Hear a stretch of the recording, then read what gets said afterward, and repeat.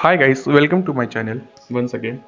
Friends, आज के हम लोग इस वीडियो में नीट के कंप्लीट इंफॉर्मेशन के रिगार्डिंग मैं आपको पूरा कंप्लीट डिटेल बताने वाला हूँ। ठीक है, नीट एग्जाम क्या होती है बेसिकली। ठीक है, तो वीडियो को शुरू करने से फ्रेंड्स पहले आप वीडियो को प्लीज़ सब्सक्राइब कीजिएगा। ठीक है, उससे क्या होता है कि मुझे पता चलता है कि किस टाइप की वीडियो चाहिए। ठीक है, और जो भी आपको जैसे इस वीडियो को देखने के बाद जो भी आपको और डाउट्स लगे, जैसे कोई भी आपको लगा कि हाँ इस वीडियो में वो चीज़ मिसिंग है, तो प्लीज़ आप कमेंट करके मुझे बताइएगा। ठीक है, कि नेक्स्ट वीडियो में उस टॉपिक पे और या फिर आपके जो रिलेटेड है जो कमेंट है मैं उस पर वीडियो ला सकूँ। ठीक है, तो फ्रेंड्स चलिए वीडियो को हम लोग स्टार्ट करते हैं। ठीक है, और प्लीज़ कैरियर क्रोमा हमारे चैनल को सब्सक्राइब कीजिएगा।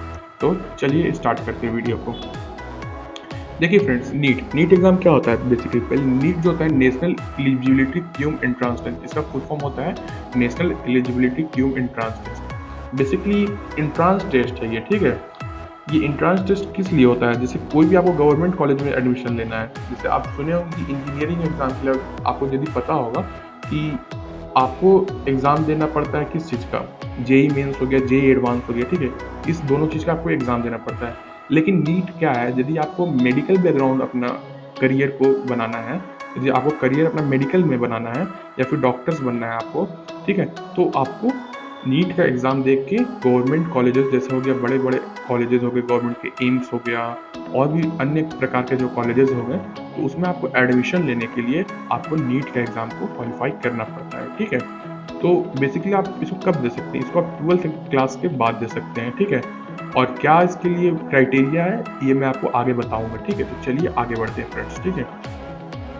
देखिए फ्रेंड्स, जो नेशनल टेस्टिंग एजेंसी होती है इस एग्ज़ाम को कंडक्ट कराती है। ठीक है, आप स्क्रीन पे देख सकते हैं जो एनटीए होती है। ठीक है, नेशनल टेस्टिंग एजेंसी इस नीट एग्ज़ाम को कंडक्ट कराती है। हालांकि जेई मेंस का जो एग्ज़ाम होता है उसको भी यही कंडक्ट कराती है। और ये भी बात है कि जब एनटीए जब नहीं था तो एनटीए से पहले सीबीएसई इस एग्ज़ाम्स को कंडक्ट कराता था। ठीक है, लेकिन कुछ फर्दर चेंजेस के बाद एनटीए एक नया एजेंसी बना, वो इस एग्ज़ाम को कंडक्ट करा रही है। ठीक है, नीट हो गया। ठीक है, नेशनल टेस्टिंग एजेंसी इस एग्ज़ाम को कंडक्ट कराती है, बहुत सारे सेवरल जो गवर्नमेंट कॉलेजेस हैं उसमें एडमिशन स्टूडेंट्स ले सकें इसीलिए। ठीक है, जैसे एमबीबीएस, फिर बीडीएस, उसके बाद आयुष, उसके बाद वेटरनरी और अन्य मेडिकल कोर्सेज में आपको एडमिशन लेने के लिए इस एग्जाम को क्वालिफाई करना पड़ता है। ठीक है, तो इस बहुत सारे कोर्सेज में, ठीक है, और भी इसके अलावा भी बहुत सारे कोर्सेज हैं फ्रेंड्स, तो उसमें आपको यदि एडमिशन लेना है तो आपको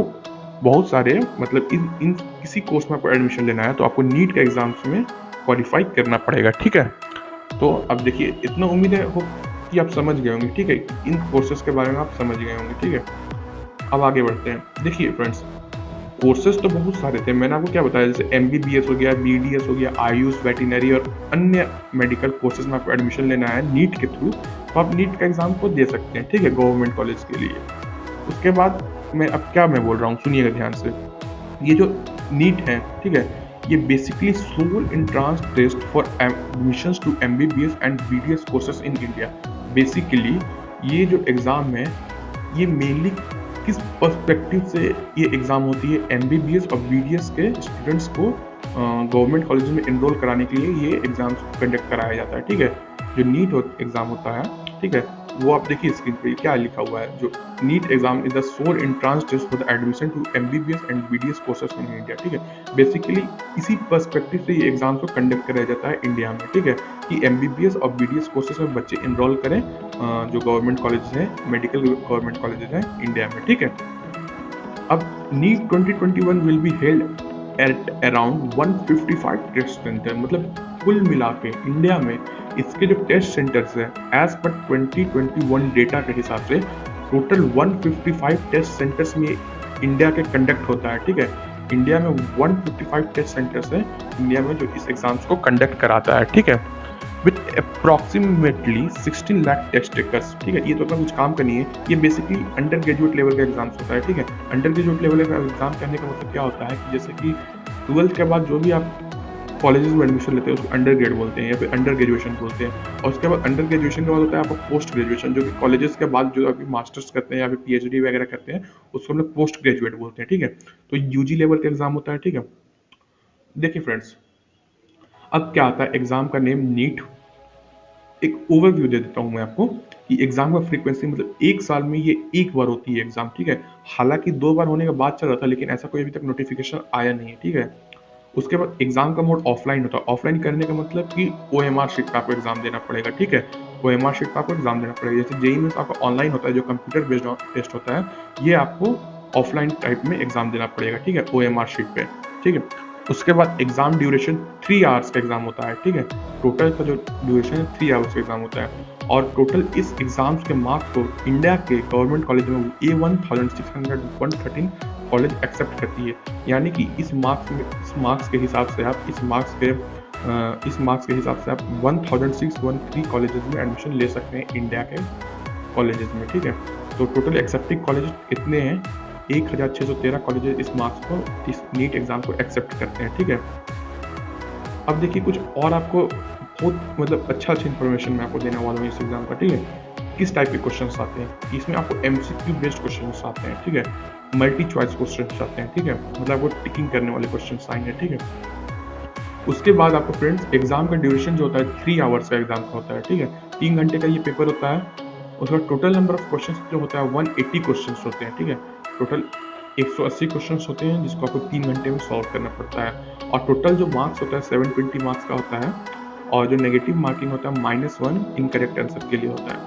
और total sessions in exam 3 sessions होते हैं, फिजिक्स, केमिस्ट्री और बायोलॉजी। अब देखिए मतलब इसका कहने का मतलब है कि आपको 3 घंटा में 180 क्वेश्चन सॉल्व करना पड़ेंगे, ठीक है। 180 क्वेश्चन सॉल्व करने पड़ेंगे जो कि टोटल 720 मार्क्स के होते हैं पेपर पूरा। और यदि आप एक क्वेश्चन को गलत करते हैं तो आपको -1 मार्क्स कैंसिल हो जाएगा, मतलब -1 कट जाएगा आपका मार्क्स, ठीक है। टोटल सेक्शन 3 होता है, फिजिक्स, केमिस्ट्री और बायो, ठीक है। अब एलिजिबिलिटी क्राइटेरिया क्या है इस एग्जाम को देने के लिए? Nationality point two point wise मैं आपको बताऊंगा। एज लिमिट, मिनिमम क्वालिफिकेशन और last minimum marks required in the qualifying examination, ठीक है। चलिए देखते हैं क्या कहते। नेशनलिटी, ये तो आपको कोई फर्क नहीं पड़ता इस नेशनलिटी वाले टर्म से, ठीक है। हाँ, सभी लोग तो इंडिया ही, अधिकतर तो इंडियंस लोग ही इस एग्जाम को बेसिकली देते हैं। और चलिए देखते हैं इंडियन नेशनल्स, उसके बाद NRIs हो गए, फिर overseas citizen of India, persons with Indian origin PIO जिसको कहते हैं, फिर फॉरेन नेशनल्स, ठीक है। तो ये कुछ नेशनलिटी का एलिजिबिलिटी क्राइटेरिया है, ठीक है। तो मैं समझता हूँ कि आप लोग सभी इस कैटेगरी को लाइक करते हैं, ठीक है। अब आगे बढ़ते हैं। एज लिमिट का बात करें, ऐसा कोई एज लिमिट नहीं है। मतलब एज लिमिट में जैसे आपको 17 साल के ऊपर होना पड़ता है, ठीक है। The minimum age for the candidates जो इस एग्जाम को दे रहे हैं विल बी 17 ईयर्स, ठीक है। आप 31 दिसंबर 2021 के हिसाब से देखा जाए तो 17 साल के होने चाहिए आप, ठीक है। तो देख सकते हैं आप स्क्रीन पे। उसके बाद मिनिमम क्वालिफिकेशंस क्या होने चाहिए? मिनिमम क्वालिफिकेशन की बात करें तो जो मिनिमम क्वालिफिकेशन होती है फ्रेंड्स, वो मैं आपको बताता हूँ। Candidates must have cleared class 12 और इक्विवेलेंट फ्रॉम रिकॉग्नाइज्ड इंस्टीट्यूट। मतलब जो आप क्लास 12 का एक बोर्ड एग्जाम दे रहे हैं वो फिर CBSE से होना चाहिए या फिर स्टेट बोर्ड से होना चाहिए, ठीक है। कोई एक अच्छा प्रेस्टिजियस बोर्ड से आप एग्जाम 12th का दिए हुए रहने चाहिए, ठीक है। उसके बाद बात होते हैं जैसे candidates who are appearing for class 12 और equivalent in summer 2021 can also apply for NEET 2021। देखिए इसका मतलब क्या है कि जैसे मान के चलिए कि इस साल नीट है और इसी साल आप 12th का भी एग्जाम दे रहे हैं, ठीक है। तो कहने का मतलब है कि आप 12th का एग्जाम दे रहे हैं इस साल और नीट भी इसी साल कंडक्ट हो रहा है, ठीक है। तो आप क्या कर सकते हैं, उस नीट एग्जाम को दे सकते हैं। ऐसा नहीं कि आप इस साल दे रहे हैं 12th का एग्जाम तो अगला साल आप नीट दे सकते हैं, ऐसा नहीं है। यदि आप इस साल 12th का एग्जाम दे रहे हैं और इस साल आप नीट का एग्जाम भी दे सकते हैं।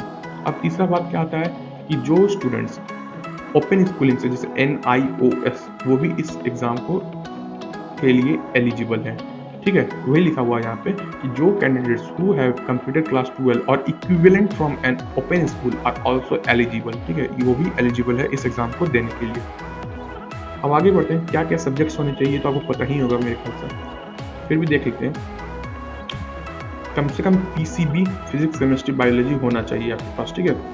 अब candidates who have passed class 12 और equivalent with biology as an additional subject are also eligible. मतलब आपके पास यदि PCMB है, ठीक है, बायोलॉजी का आप एडिशनल सब्जेक्ट लेके चले तो भी आप इस एग्जाम को दे सकते हैं, आप एलिजिबल हैं इस एग्जाम को देने के लिए, ठीक है। अब देखिए कितने अटेम्प्ट्स हैं। ऐसे तो कोई NTA वाले ने कोई ऐसा स्पेसिफाइड अटेम्प्ट्स नहीं बताया, कोई नो लिमिट, मतलब गाइडलाइंस में इसका लिखा हुआ है कि no limit specified by NTA, ठीक है। तो आगे देखते हैं फ्रेंड्स, ठीक है। Minimum marks for qualifying examination, कितनी कम से कम आपको इस नीट को एग्जाम को क्वालिफाई करने के लिए लाना पड़ेगा, क्वालिफाई करने के लिए, ठीक है। अब जैसे देखिए जनरल वाले 50%, मतलब 720 के मार्क्स का है तो 50% आपकी जो 360 मार्क्स, 360 पर आप क्वालिफाई होंगे, ठीक है। 360 पर आप क्वालिफाई होंगे, मतलब ऐसा नहीं कि आपको 360 मार्क्स पर कोई अच्छा एम्स कॉलेज मिल जाएगा, आप क्वालिफाई हो सकते हैं बस। आपको हर एक कॉलेज से कट ऑफ पार करने के लिए आपको ये एग्जाम को देना पड़ेगा, मतलब इस हर एक कॉलेजेस का कट ऑफ अलग होते हैं। यदि आपको एम्स में लेना है एडमिशन तो आप सोचेंगे 720 में 360 लाएंगे तो मुझे एम्स मिल जाएगा, नहीं, तब आप गलत सोच रहे हैं। आपको कम से कम अच्छे मार्क्स लाने पड़ेंगे, मतलब कहने का मतलब है कि 720 में आपको 500 600 ऊपर मार्क्स लाएंगे तब आपको एम्स जाके कॉलेज मिलेगा, ठीक है। तो हर एक कॉलेजेस का कट ऑफ अलग अलग होते हैं। आप जनरली ऐसा कट ऑफ में जैसे 360 है, थ्री जनरल वाले 360 में 360, 720 में 380 या 400 लेते हैं तो हाँ वो नीट एग्जाम को क्वालिफाई किए हैं, उनको कोई कॉलेज मिलेगा ये कोई गारंटी नहीं है, ठीक है, कि उनको आप 380 मार्क्स ला रहे हैं और एम्स में आपको एडमिशन हो जाएगा, ये मैं नहीं कर रहा हूँ। कहने का मतलब है कि हाँ आप एग्जाम क्वालिफाई किए हैं, ठीक है। उस जैसे आपको एम्स में लेना है एडमिशन, एम्स दिल्ली हो गया, एम्स बैंगलोर हो गया, तो वहाँ पे एडमिशन लेना है तो आपको उस कॉलेज का कट ऑफ क्लियर करना पड़ेगा, जो कि हालांकि 600 के नंबर के 650 नंबर के ऊपर ही रहता है, ठीक है। उसके बाद PWD वाले, मतलब जो फिजिकली हैंडीकैप्ड है, 45% उनके लिए, OBC SC और ST के लिए 42% है, ठीक है फ्रेंड्स। तो ये सारे कुछ ये एग्जाम के मिनिमम क्वालिफिकेशन थे फ्रेंड्स, ठीक है। तो यदि आपको मेरा वीडियो ना हेल्पफुल लगा होगा ना तो प्लीज़ लाइक कर दीजिएगा, शेयर कर दीजिएगा और कमेंट कर दीजिएगा फ्रेंड्स, ठीक है। और मैं आपको नेक्स्ट वीडियो पे मिलूंगा और नेक्स्ट इन्फॉर्मेशन के लिए मिलूंगा। और यदि आपको कुछ पता ही नहीं हो, जैसे कोई इन्फॉर्मेशन लगा कि आपको कम लग रहा है तो आप नीचे कमेंट कर दीजिएगा कि हम आपको नेक्स्ट वीडियो में आपको हम बता दें उस इन्फॉर्मेशन के रिगार्डिंग, ठीक है। तो मिलते हैं फ्रेंड्स आपको नेक्स्ट वीडियो में, ठीक है। Thank you friends.